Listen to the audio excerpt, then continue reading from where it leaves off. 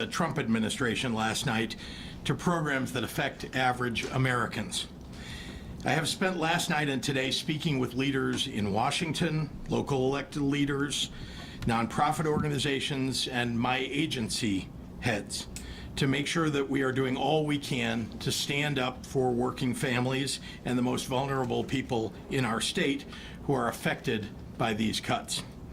The United States Constitution clearly states that Congress has the power of the purse and sets laws to obligate federal funding for all 50 states. What Donald Trump tried to do in the last 24 hours is illegal. Let's be clear. This is a demonstration of cruelty against people who depend on us, working families who rely on federal assistance to pay their rent, people who need help paying their utility bills, parents who need critical programs like Head Start for quality, affordable childcare, and 3.5 million Illinoisans who get their health insurance through Medicaid. Despite what the White House press secretary said at the podium earlier, I believe it is my duty to report to you the truth of what actually happened today in Illinois. Donald Trump's administration is lying to you. The White House's attempt to walk back what they did today does not match what we saw on the ground. They assured us that Medicaid would not be affected. That was a lie. Our state agencies were unable to access the Medicaid system until an hour ago, preventing payments for services. And this has been reported from states across the nation. When we reached out to federal agencies, they informed us that they have been directed not to discuss any guidance with states. They have canceled previously scheduled meetings for this week. The White House assured us that Head Start would not be affected. That was a lie. Providers across the state experienced outages, and some were unable to make their payroll. They assured us that they were doing nothing to take away individual assistance from the most vulnerable people in our state, but they refused to say that they would restore LIHEAP, the Low-Income Housing Energy Assistance Program, payments to support the unemployment system, and Meals on Wheels. These are programs that hundreds of thousands of Illinoisans depend on: children, seniors, veterans, working parents. Let's just be clear about what happened over the last 24 hours. At 7:42 p.m. last night, we saw a memo from the White House saying that they were pausing federal funding across the board. This morning, along with all 50 states across the country, we discovered that our ability to access critical federal funding had been cut off. And now the administration would like us to believe that these were just coincidental website outages. Donald Trump and his administration have not earned the benefit of the doubt. They are either lying to us or they are critically incompetent. This is what happens when you staff the federal government full of Project 2025 contributors that don't have any experience governing and don't think that the laws apply to them. The consequences of their actions are not hypothetical. They are not numbers on a spreadsheet. These are real people, ordinary Americans struggling to afford groceries, rent, and health care. Donald Trump promised to lower prices for average Americans his first week in office. Name one thing that he's done to accomplish that. Prices have gone up, not down. Let me say this in no uncertain terms. What the president is trying to do is illegal. Let me say that again. What the president is trying to do is illegal. I know these are challenging times, and the Trump administration is trying to confuse the American people. That's why it's so important that we speak plainly. I was very happy to hear as I entered this room today that an administrative stay has been granted. Let me assure you, the state of Illinois will fight this unlawful order with everything we have. We're working with the Attorney General, who has moved forward with other states to continue pursuing legal action to protect the people of Illinois. Last November, on the day after the election, I made a promise to the people of Illinois. When it comes to threats to our freedom, health, or security, if you come for my people, you come through me. And with that, I'd like to introduce our Lieutenant Governor, Juliana Stratton.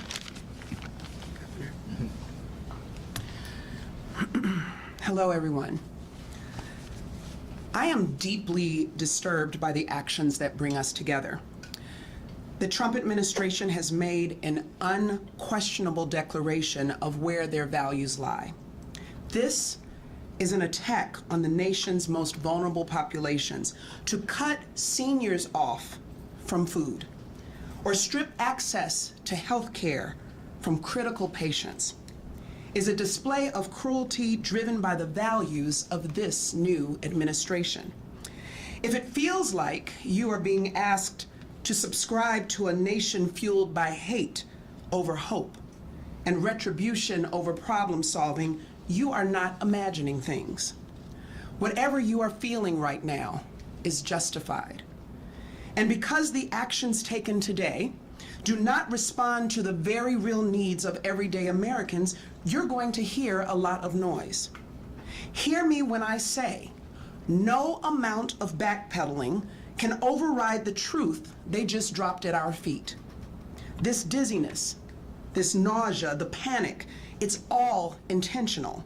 It is not a mistake that websites are suddenly going dark just as people start to ask questions. This level of chaos was intended when President Trump and the people in his ear made these decisions.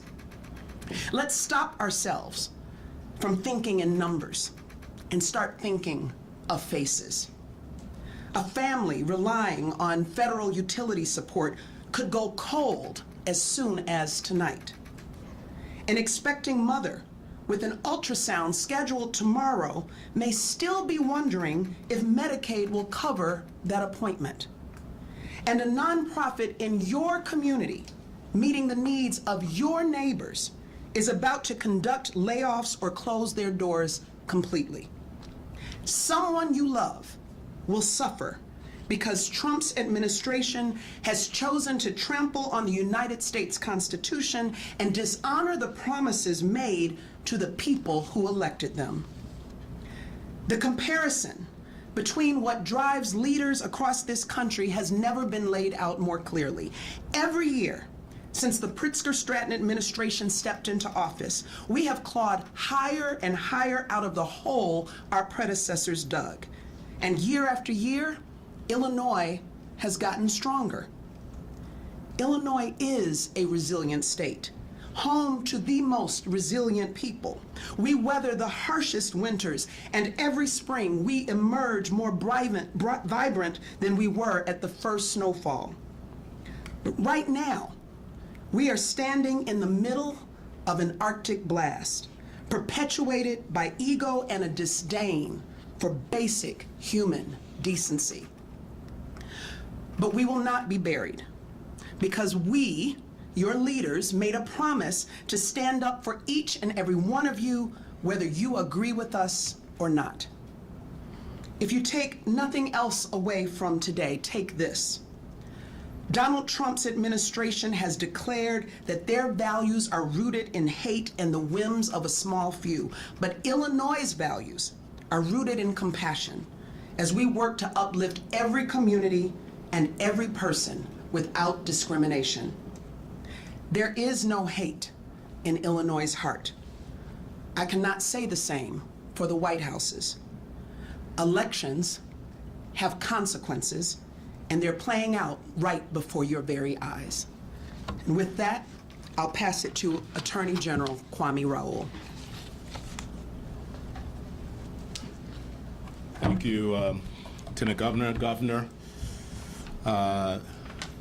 Last night, I had one of my staff members stay up most of the night drafting a lawsuit in conjunction with 4 other states who were contributing to the drafting of the lawsuit that will be filed today in Rhode Island. On behalf of Americans and all Illinois residents, I want to thank the governor and all the agencies that contributed to getting us the needed information for this action. The framers of our Constitution gave the power of the purse to Congress, not to the president. In our lawsuit, we allege that our Constitution, through the separation of powers in Article 1, Section 1, and through the spending clause, gives Congress alone the responsibility to approve the appropriation and spending of federal funds, including to the states. The executive branch does not have the authority under the Constitution or federal law to pause or impose conditions on federal funding when those actions are arbitrary and capricious or otherwise violate the law, including the Administrative Procedures Act. This freeze will have a devastating impact, as you've heard, but it will have a devastating impact on public safety, prosperity, and quality of life for all Americans, and certainly citizens in the state of Illinois.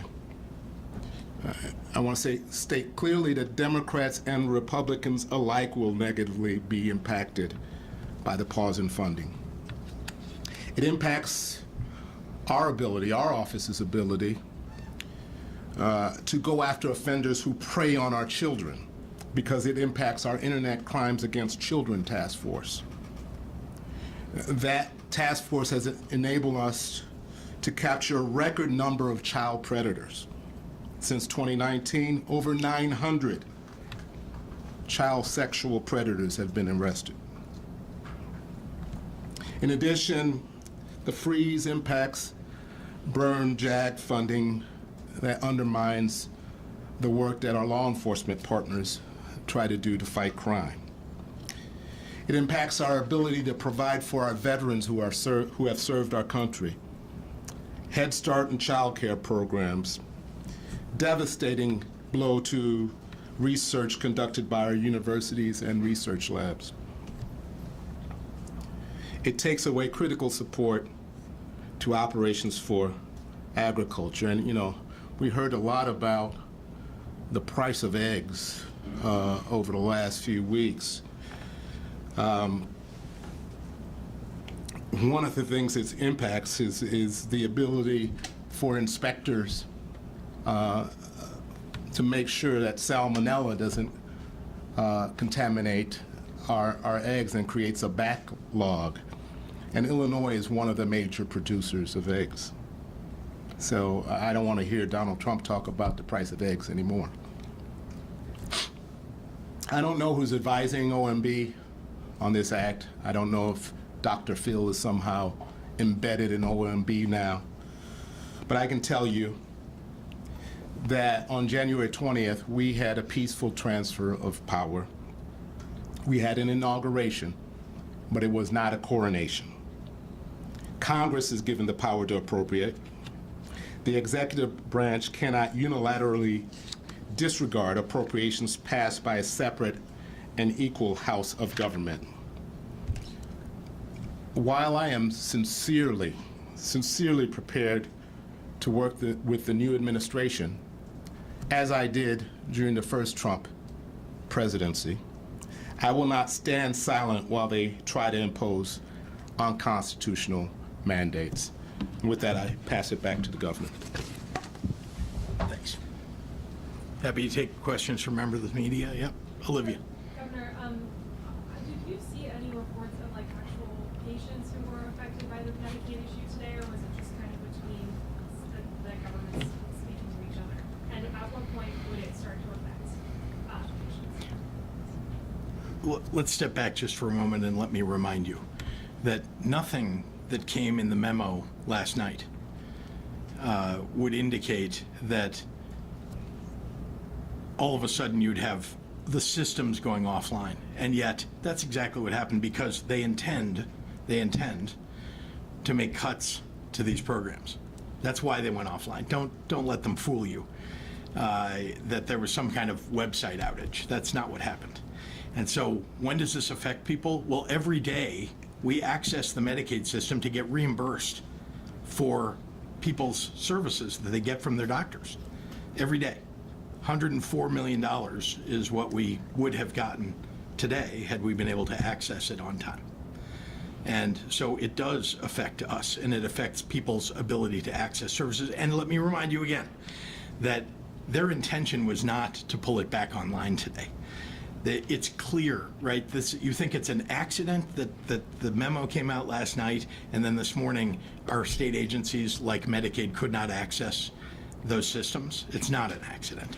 The intention here is to disrupt. The intention here is to make cuts, and it will affect people all across our state. Yeah. Governor, how does Tina. this impact your planning for your budget this year, what you've seen so far? We're Yep. on day 9. I'm sure that is there extra funding need for certain things, maybe more legal resources? How is it impacting that? Well, as I've said, we don't know.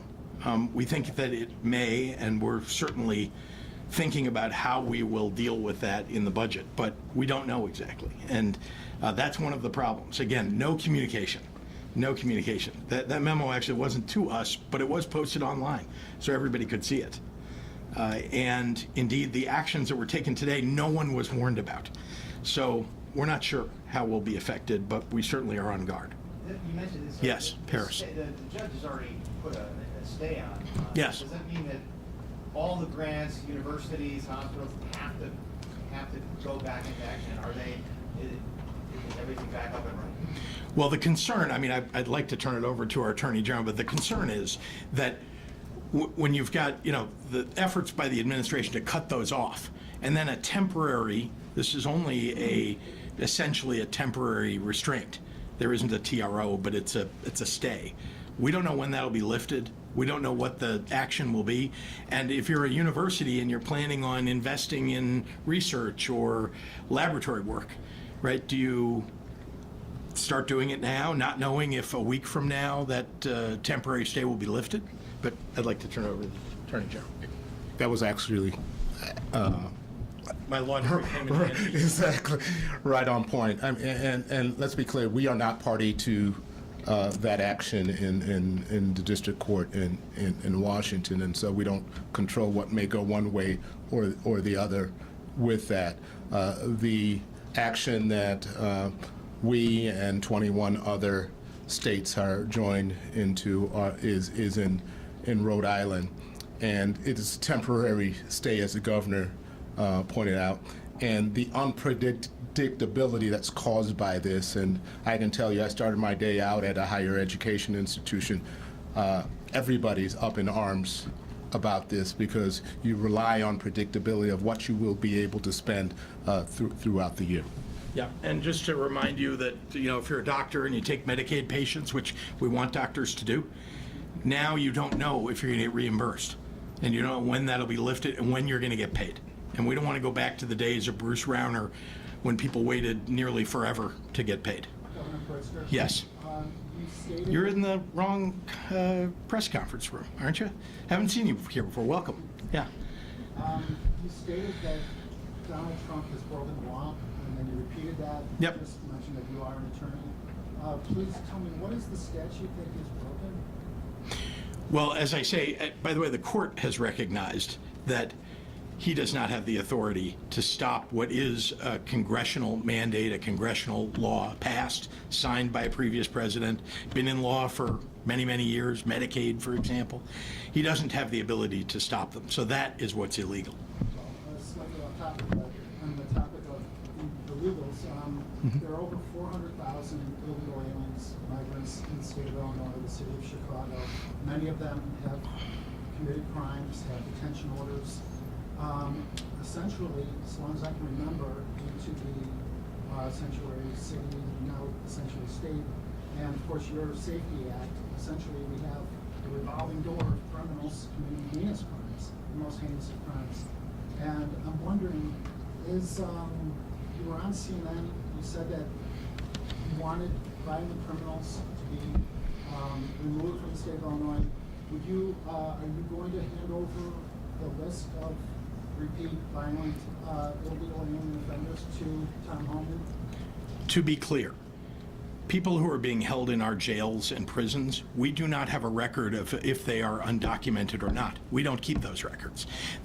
Hang on, the judge, that is not how a court system works. That's not how a corrections system work. When a judge sentences somebody, they are remanded to the Department of Corrections.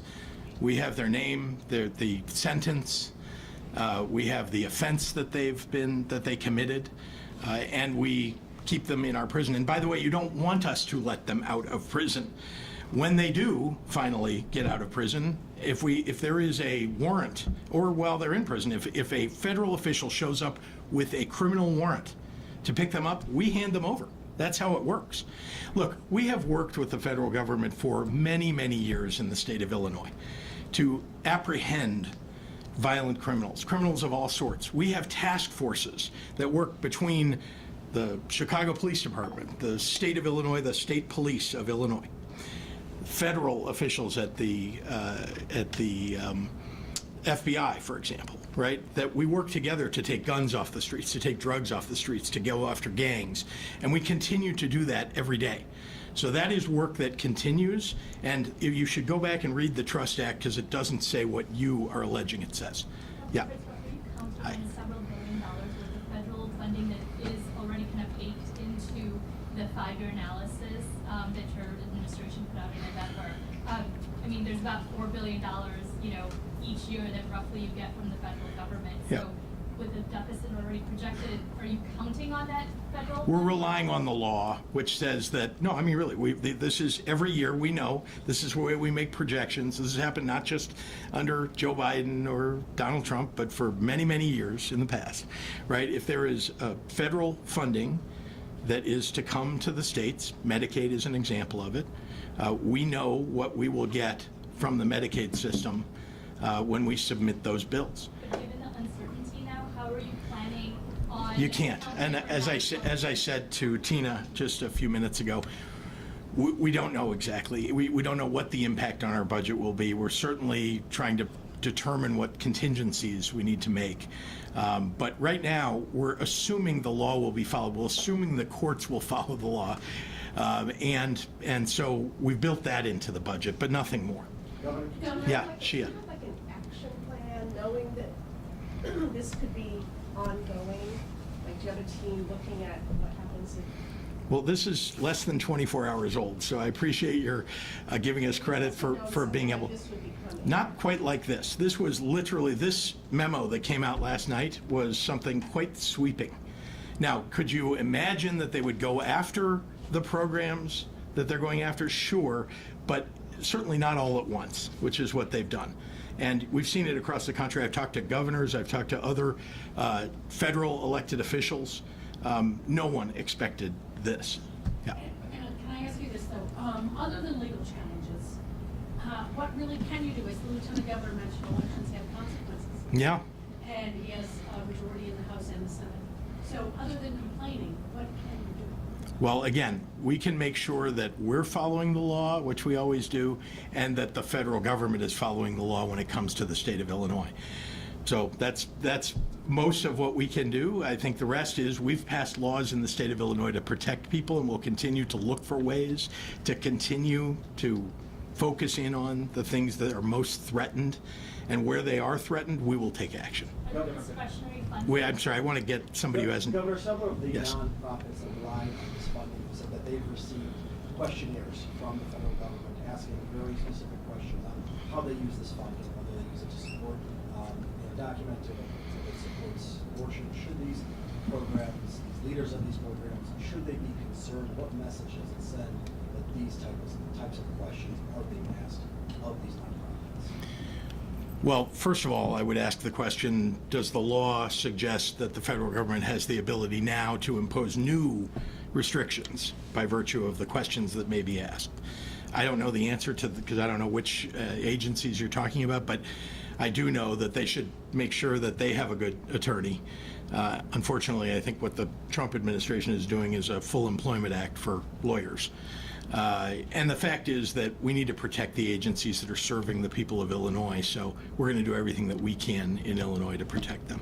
Pritzker, Yeah. Can you clarify, have you been in contact with the administration? Have they reached out to you? Have you reached out to them and just not heard anything? I think I said earlier in my remarks that when our agencies reached out to the federal agencies, we literally were informed that they are not to speak with us. Yeah. Hi, Gordon. Yes. Can you explain how the Head Start program and the childcare centers here in Illinois are going to be affected by Yep. this? So I don't know how they'll be affected in the future. I can tell you what happened today and therefore what could happen. Today, there were several agencies, Head Start agencies, that would not have been able to pay their payrolls. And indeed, one of them informed us that if they couldn't get paid by the end of the day, that they might have to close their doors and lay everybody off. So, look, we know from the pandemic that our child care system across the country is fragile. And if you take 1 day, 1 week, 1 month away from those payments, away from those agencies, they will likely close because they're on the edge. Remember, a lot of the agencies that provide these services don't have a balance sheet. So they don't have a bank account they can go to and rely upon while they're waiting to get paid. We saw that once again in Illinois under the previous governor when there were 2 years without a budget. We saw lots of agencies close and they sometimes never reopen. So the danger is very, very high. Can you talk about the impacts of higher education, how you're planning on watching out for it, assuming this does go through? Again, we have contemplated what might happen, and I think you saw today that there were a couple of universities that have stopped some of the programs that they were planning to go forward with. Again, not because they were in violation of law, but because they've been threatened now by the President of the United States and his administration unlawfully. But they are concerned that, waiting for a judge to finally make a decision might be devastating for a university. So we're going to do everything we can to protect them, but there are some things, we cannot make up for billions of dollars of Medicaid that might be taken away from the state of Illinois. We cannot make up for hundreds of millions of dollars that might go to universities or might be taken away from our state universities. So I'm concerned, deeply concerned. This will be the last question. What is your contingency plan, though? I just really want to understand. We've got like 2 or 3 weeks left to the budget, so there must be something that you can tell us in terms of the steps that the state is taking to address some of this. Look, you saw that that COVID-19 you couldn't plan for, and yet months into a fiscal year, we had to make significant changes in our budget. We had to make cuts to deal with what we saw were deteriorating revenues to the state, right, because of COVID-19. We made $700 million of cuts to deal with that in 2020, 2021. We may have to do that in this budget, this coming budget, or in the current budget year. We just don't know. And so when you say contingency plans, it's not like there's some, magic money that's sitting in, buried under the governor's mansion or buried under the Capitol. There just isn't. We'll do what we need to do when the time comes, but we certainly are evaluating what that challenge might be and how we might overcome it. But I don't have an answer for you today. Again, 21 hours after we've been informed. Thanks, everybody. Yep, thank you. Last one. Oh, sorry, gotta go.